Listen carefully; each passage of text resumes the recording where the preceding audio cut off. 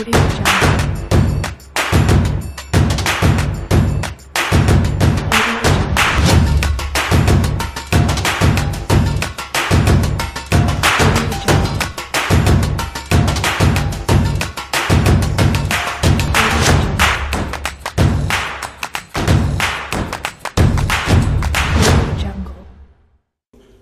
there, welcome to Dialogue, the podcast. This is the second episode in the series. Today, I will be talking to a friend, a basketball player and trainer, movie addict, and the host of the big screen on Futa Radio 93.1 FM. He's a good friend.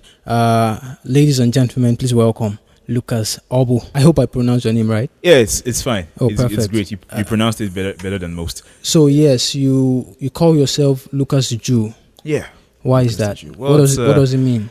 It's actually bands. It's all bands actually. It was a nickname given to me by my cousins back then, 2012 now, and then it was from the way I used to wear my skull cap. Okay, I was actually scared. I thought it was deeper than that. No, it wasn't much. I used to wear this head warmer. It was like a skull cap. They called it the skull cap then. Oh, okay. And they were like, "Hey, dude, you look like a Jew because of my hairline and all of that." Oh, and okay. Jews have this, receding thing about their hairlines and all of that. So, you look like a Jew, and hey, Lucas Jew, and that was how it all started. You were cool with it. Yeah, I was fine with it. I thought it separated me from the crowd. Oh, nice. I feel like it's a touchy topic. I don't know if you know the situation with there is this talk about Jewish people. Yeah. I don't know, it's popular in America.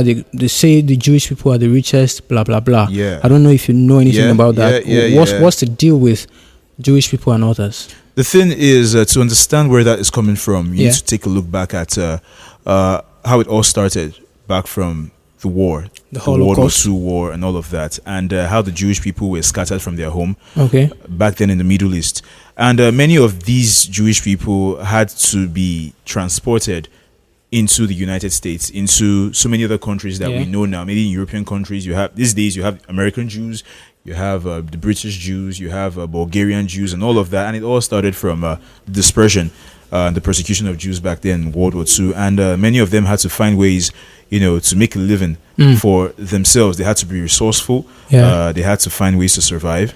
And the World War II was like how many years ago now? Maybe 70, well over 70 years. Well over 70 years ago. Yeah. Going to almost 90 years ago. Now that's enough for any businessman or any business to thrive, given the right economy. Yeah. You understand? So because the Jews were able to implant themselves in these certain areas, and then the world felt that they had to repay them for the damage that had been done. The Jews were given lots of opportunities and chances to grow their businesses and thrive on foreign soil. Why today go ahead. And that's why today you have a lot of sectors of various, not just the American economy, across the world.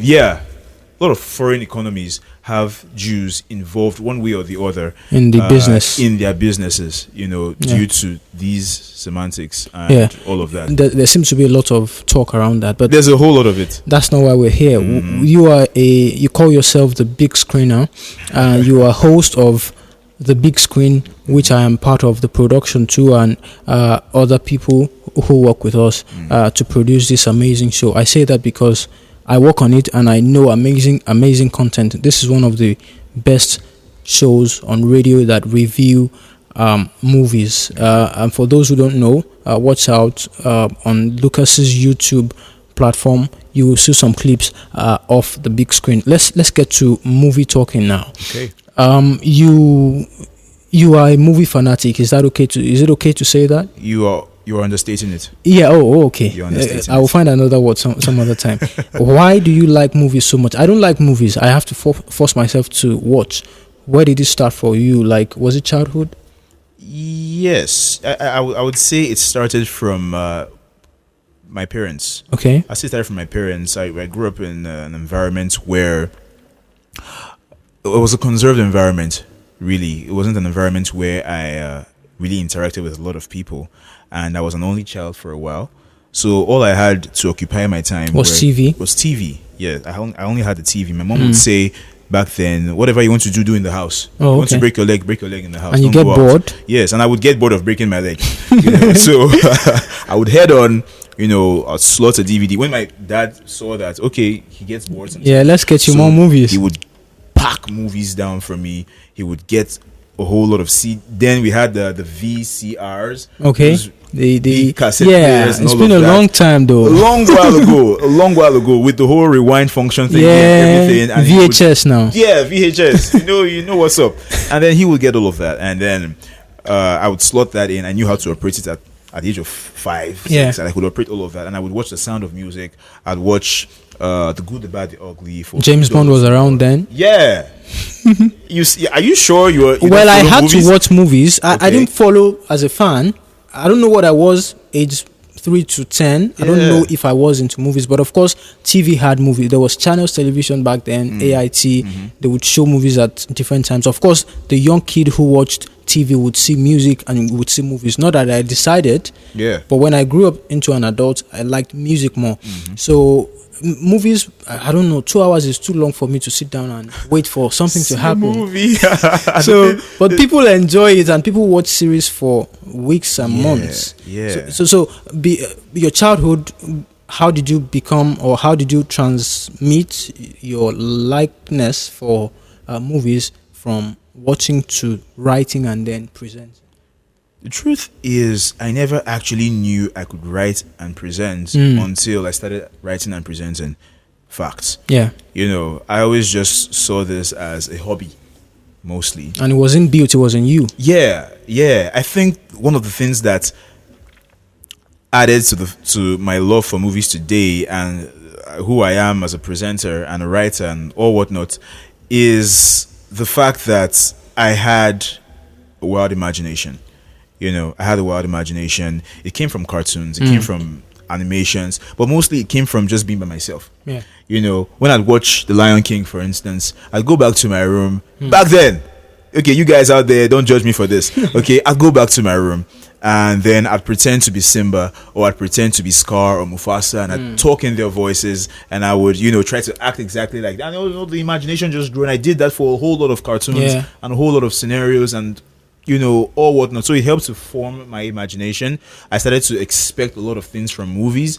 I would watch a movie. I would raise the bar. I would raise the standard, and I saw. You would expect better. Yes, and that is where I got in love with a lot of Hollywood movies, because I would raise that bar, and a lot of Hollywood movies would beat that standard, and I would see myself raising that bar again. It would beat my imagination, and I had to raise that. So.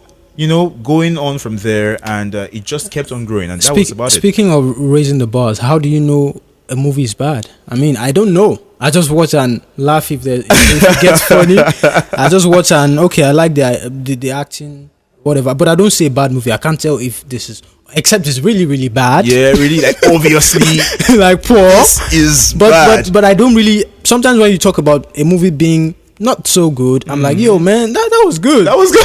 So how do you tell what's a bad movie? Well, it all depends on the elements that make the movie up. I won't go too much into... There's a whole lot of them, but, I won't go into all of that because I know that we're not, so fortunate with time right now. But I would say that there are a couple of things that are really important. And some of those things are the actors. 1, the script writing. 2, the director. 3, and those are the 3 main things. Now, I'd say I'd start in that order. Okay. The actors. What makes an actor good? It's not that you can say the words. Right. It's not that you can mutter a few lines and wave your hands in the air. And it's not magic. It's practice, and the practice comes with a state of mind. To be a character, you have to put yourself in the state of that character. That's what makes a good actor. Not just that, it's not for yourself. You have to sell it to the audience. You have to sell that performance to the audience. I tell people that care to listen that most actors are psychopaths. Yes, because anyone that can act so good a role that they don't live in their normal lives. They don't live in their normal lives is what? It must be spectacular. Yes. What do you think of? What goes through your minds? Exactly. And it's the psychology of it registering in the minds of the viewers. Let's get to the writing now. registering the minor, and that is where the writing comes in. Go. That's where the writing comes in. Yeah. Now, whoever is writing the scripts has to write the script in a way that is not bland. It's not direct. I mean, it's simple, but it has to be technical. But it has to be technical as well. It has to be mental. It has to reflect the type of character that the actor is going to be representing. You know? Yeah. And all of this comes from the director, because the director already has the idea in his mind. The director has an idea. Hey, I have this idea. Okay, I want to make it like this. This is how it's going to be. And then there's a casting director who I said there's a whole lot of things. There's a whole lot of things. And the director has to be the one to say, okay, this is what I want, this is what I want, this is what I want. Hey, write me a story that goes like this. Yeah. Okay, from this story, develop a script. And I need someone who can play and this. now from this script, who based on the previous former movies, based on former performances, who can deliver the script, and that all goes into. So it's the whole psychology of the whole thing. Yeah. The psychology of movies and all of that helps to see whether a movie is good or bad. So if you are seeing a movie, and that actor is not able at any point in time or at a particular point in time to pass across the message, to pass across the feeling that this is what I'm feeling, this is what is supposed to be happening right now, it's a bad movie already. Okay. It's a bad movie so already. A lot is and on then there's all other, A lot now, movies. For example, I say I don't like movies, but I'm not a big fan. I'm not addicted. I might, of course, go to the cinema to catch one. Sometimes I'm checking my phone in the cinema. Yeah. I'm checking Twitter when it gets boring. So I'm like that. Some people are not like that. People get glued to their laptops and their phones, and they're watching and they're lost. I'm like, yo, what's how? going on? Come back. So I want us to talk about society. How does the movie industry, how does watching movies impact the person? How does it affect the entire society? Yes, there is economics around the numbers, the actors and the movie industry turning out big numbers in dollars and naira. And then there are other things. That's economics. There is the art. But in the entirety, from where you stand, from what you see, how does watching movies, how does the idea of a movie industry impact society? Well, I'll tell you this. I'd say this. I'm glad you mentioned from my perspective. I was really surprised when I found out that, The Lion King, the animation came out in 1994. And there's actually people right now, to this day and age, who have not seen it. Now, it's not like I'm saying that these people have problems or that they don't have better things to do or whatnot. But that just goes to show what your interests are. And everyone is born different. Yeah. Everybody is born with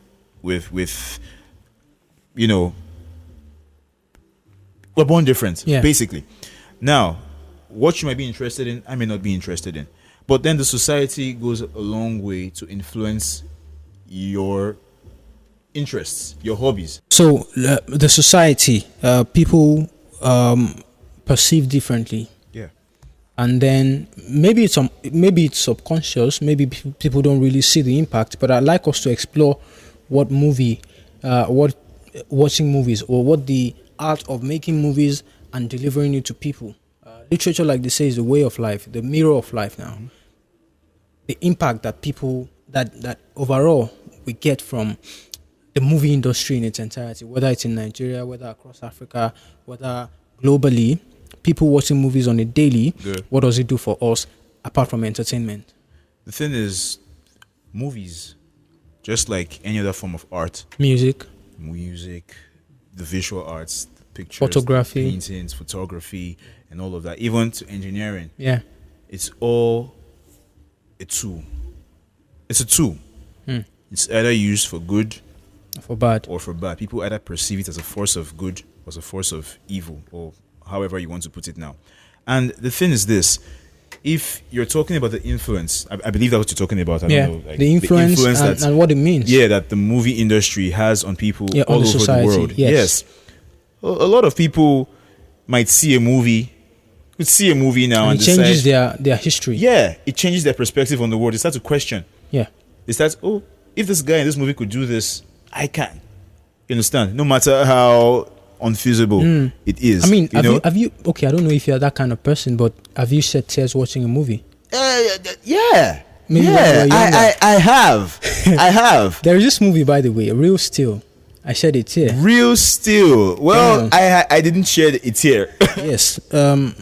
People shed tears, whether it's an African story that's touching, might be a love story, might be something that touches people's emotions. Yeah. People shed tears. And is that normal? Yeah, it's that's to show you the influence that movies can have on people, that visual arts can have on people. Motion pictures can have on people. Not just Real Steel, there was Titanic. Yeah. Once someone mentions that, you see, the thing is that with people and with movies and with very good movies, people can associate an emotion to a particular movie almost automatically. You mention a movie, they feel something. It can you understand? relate. You mention Titanic, people feel the loss of love. They feel sad romance. They feel sad. They feel that sad emotion. You mention Gladiators, people immediately go to bravery. It's associated with bravery and courage and Avatar. Oh yeah, exactly. You mentioned something like Avatar. Recently James Cameron's Avatar was displaced as the number one most highest grossing movie in the entire in the history of the world and all of that. And once you mention that, people's minds go to a place of fantasy, but there are still some people who would see these movies and would not be moved. You understand? Not because they do not like what they are seeing, but because they cannot necessarily, they can't really relate to what is going on. They enjoy the movie, no doubt, but it's not something they will go back to watching. They just see it once and, oh, okay, I've seen that. That's cool. That's fine. Now, that's not to say that they are exempted from the feeling or from the influence of what the movie. So the entire society, what do we get? What's the bigger game plan? What's the bigger impact? You mean apart from the money? Apart from, that's the individual who sees the movie and can relate to the story. But in the entire scheme of the society, it's the message. The message. It's the message. Gets to people. The and message is them. key. Each movie passes across a message. Yeah. People would see the Avengers and see a superhero movie, and just the whole action. I would see Avengers. I would see what they see. I'd see a superhero movie, but I would still see a society where a few people can change things. Yeah. If they really dedicate their minds to it and can work as a team. This is how I see things. So that inspires me. That pushes me. You understand it? That is a personal influence for me. I'm just telling you from my perspective. And it depends on your views on life too. Yes, it does. The late Stan Lee now created characters that we all love and enjoy right now. Now, people would say, oh, he had an overactive imagination. But Stan Lee was someone that was bullied as a child. He turned to drawing. He turns to a whole lot of... And it reflects throughout the movies that have been created. Not just the movies, the comics that he made that were later translated into movies. Yeah. You see figures of people who are looked down upon. People who are outcasts, people who are, bullied in quotes, and they rise up to become this superhero or something. People who are, mutants in quotes. That's how the whole X-Men franchise began. From people who are disabled, people who, autistic children, and then for example, make something out of that. And then they come out of it and they are like the greatest in the world, and everyone is turning to that same person for salvation, for help, for inspiration. You see, these are what movies can do for the society. These are what the messages that movies pass across to society. It could be cultural, it could be spiritual, religious, it could be traditional, it could be anything. Contemporary. It could be anything, even to horror movies. I tell you, there's a message. Even to horror movies. Whenever...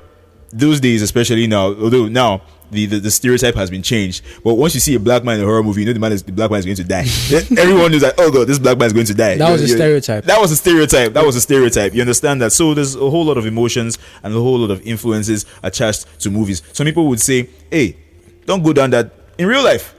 Don't go down that alleyway. Did you see what happened in that horror movie? Exactly. That's the same thing that happened in the horror movie. Especially for children. Exactly, for children. So speaking of impact, you know about the Me Too movement. Obviously, everybody does. And I think that is being incorporated. That gets into the movie scene too. What has been your assessment of the Me Too movement I like to couple that with the LGBTQ. Before now, we weren't seeing so much presence of the LGBT community in movies, but now we're pushing boundaries. We're seeing new things. Yeah, and the truth is, you mentioned the Me Too, so I'll start with that. Yeah, let's start with that. The Me Too movement, that's the hashtag Me Too movement now, paved the way for a lot of the changes we now see given to women roles, especially in movies. You understand? Now, I think that this change has been a long time coming, even before the hashtag Me Too movement. But that trend helped to bring it into limelight. That trend really helps to boost it. It's not the first time we are seeing a woman take a major role in movies. You know, we've seen Charlie's Angels right back from 2003 or so. We've seen Kill Bill by Quentin Tarantino. We've seen a whole lot of women take up lead roles in movies. But the Me Too movement and the unfortunate events that brought about that hashtag, brought about that trend, is what really catapulted this affinity now that movie industries are taking up for these other movements, for feminism, for the whole LGBTQ community, as you were saying, gender, and all of that. Though these sensitive issues that people are afraid to discuss in public and all of that, it's and now easier it's to coming up portray them in movies. In movies right now. Now, I have a problem with how it's being portrayed. Okay, I feel like right now the way it's being portrayed is insulting. In what way? It's insulting in the sense that now I feel like we are trying to it's obvious. You know, it's no more about the movies anymore. You know what I told you about the message the other time? Yeah. It's no more about the message anymore. It's now like industry is saying, hey, we aren't a part of those who don't support feminism. Okay. We obviously, and so we change the message. Yeah, so the message is still there, but it's no more the focus. Oh, okay. We now move. The focus is now the fact that, oh, this is a movie about a woman, and it must be made obvious that it's a woman doing everything without the help of a man. Yeah, you must down that. You understand? You must take that in. Now, that is, for me, that is insulting. Why? Because women don't need that kind of stroking. Okay. Women need to be empowered. I believe for one that the world owes women a lot of apology. Of course. A lot of apologies for everything that has happened. Yeah, that has happened years throughout the history, but not this way. We will not make up for it this way. Okay. It's like, I know you've wronged me. Okay, now for instance, you've wronged me, and since you've wronged me, you're not really doing anything. I don't want to explain it. You're not doing anything to make amends, push me forward. You're not really making amends. You're just going out there telling people that, hey, I support him, I support what he's doing, I'm not, I don't really, but really inside, you and I are still not connecting. Yeah. You haven't made any personal efforts for me. That's the society to women. Yeah, the society to women. And the society is what should be enlightened. The society should be enlightened as to what is going on with women. I give you an example. Avengers Endgame came out on the 27th of April. Okay. And in it, there was this scene where all the lead female characters in the Avengers come together, and that was such a feminist moment right there, and everyone saw it, although it was like a build-up to another possible movie in the future. Okay. But for that particular period, that was a feminist moment. That was an obvious feminist moment. Women power. Hey, yeah, and that's good. That is good. But women power or women empowerment is way more than that. And I'll tell you where women empowerment was more. In that movie, there was a part in the movie where Scarlett Johansson playing as the Black Widow, where she gave her life for Hawkeye, and that was such a powerful moment there, because it shows that what men do, women can do even better. And that was beautiful. That was more of a feminist moment. That was more of a women empowering moment than any other period in that movie. So what I'd say for this entire LGBT movement and the way movies are portraying them right now, yeah, it's good. it's fine to show that, okay, there's nothing wrong with these movements, there's nothing wrong with the trends that are going on right now. Have them in. We can have them, but we can also mix them in with the message. They don't have to distract the message. Let's get to the numbers. Hollywood numbers. There is the list of the movies that are doing well the most. I don't know. There's a major competition amongst these producers, these companies that make movies in Hollywood. This one comes out, and then before you know it, there's another one. There's a lot of activity in the movie industry. Is that okay? And are we getting quality? Second, and then the main question: how much are we seeing new levels in numbers in terms of the dollars, the money that is being made in movies? I mean, cinemas are doing. The cinema culture in Nigeria, for instance, is getting bigger. I recently saw the news that said this much millions were made in Nigeria by Hollywood movies as against Nigerian movies and all that. What's up with the monies that are coming in? Are we looking at a major industry, especially in Nigeria? Let's start with Hollywood. What do you see as regards how movies are coming out? Does the economics, does the money factor affect the quality of the movies? Okay, now I would say the quality of the movies affect the money. Okay. And I would say that because right now, as in contrast to back then, way back when, the world is becoming a lot more enlightened now. The movie trend is beginning to get a whole lot more attention. Okay. People are beginning to get really involved. Back then, I remember in secondary school, those of us who used to watch movies, they tagged us as nerds. Yeah. They pushed us to the curb. But now everybody wants to. But now everybody's involved in movies. Everyone wants to take his girl or his guy or to the cinema. To see it's this trendy. movie, to see that. This is the trend now. So it's a good time for movies, not just in Nollywood, in Hollywood, all around, even Bollywood. Yeah. Z World has their fans. Big numbers. Big numbers are being made, and money is being made. Everyone who, once you're watching a movie, you know that you're paying for it somehow. Yeah. You understand? Data or whatever. Yes, data or in kind, something. You're paying for it in some way. So yeah, right now, it's all right now. That's why I mentioned before, it's about the money. Yeah. Right now, it's about the money, and the quality is where these industries, these production companies begin to compete with one another. Now they all have the means to deliver good content. They all have the means to deliver good quality. But who gets the message first? Who can push the message out there faster and better? Okay. And clearer than the other companies. So that's where the competition comes in.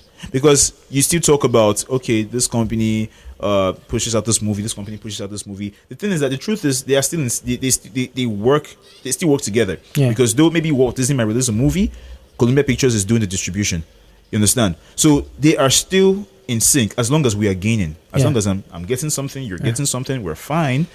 And the message is being put out there, it's really good. You understand? And that's Hollywood. Now, coming down to Nollywood. Yeah. Coming down to Nollywood, I haven't been able to see this synergy between movie production companies, between directors.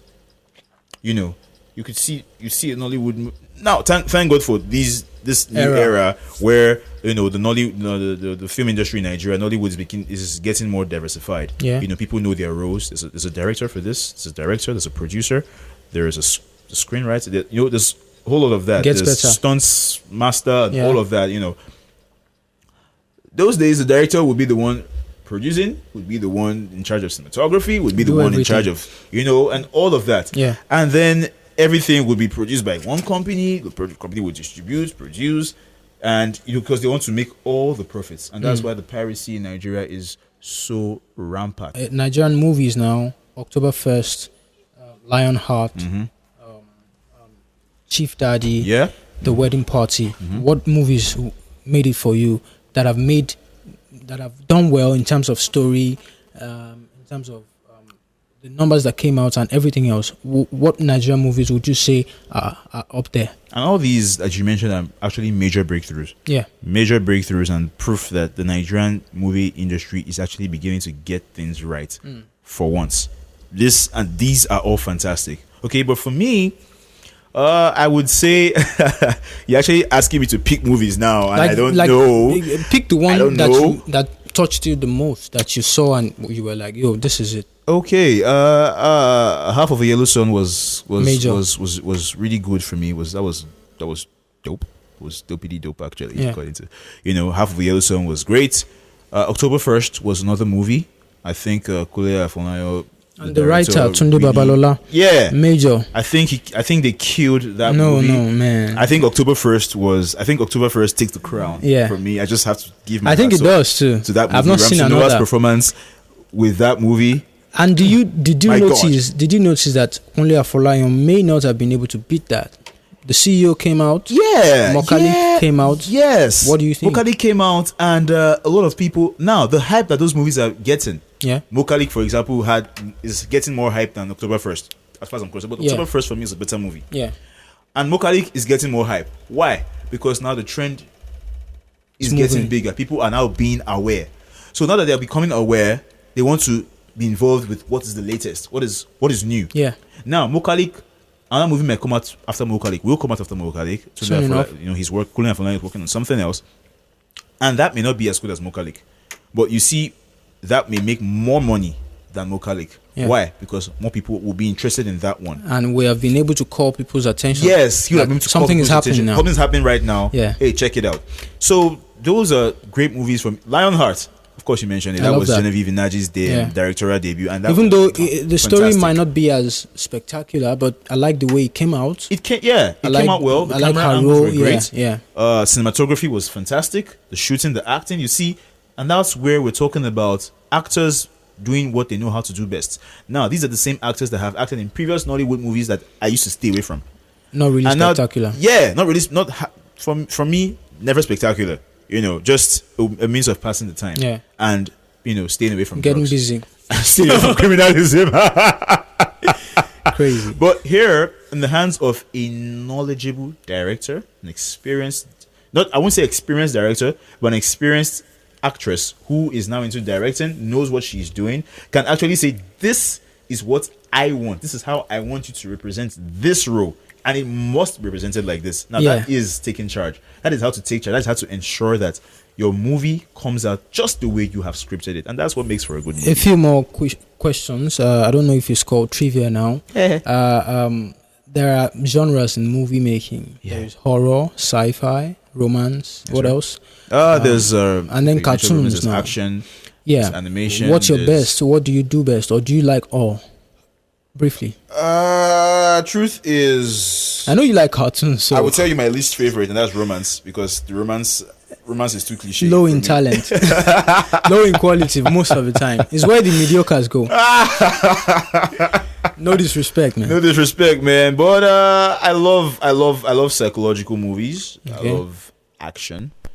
I love action. I love comics. Yeah. Now, Netflix and the others. Do we have a good competitor for Netflix, or are they up there alone?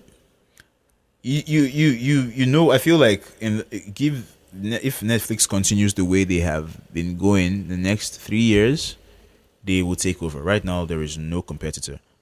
There's no competitor for Netflix. But that is not really in a general sense. That is just in the state in which we are right now. If we were to look at things on a broader scale, I feel like Walt Disney owns everything.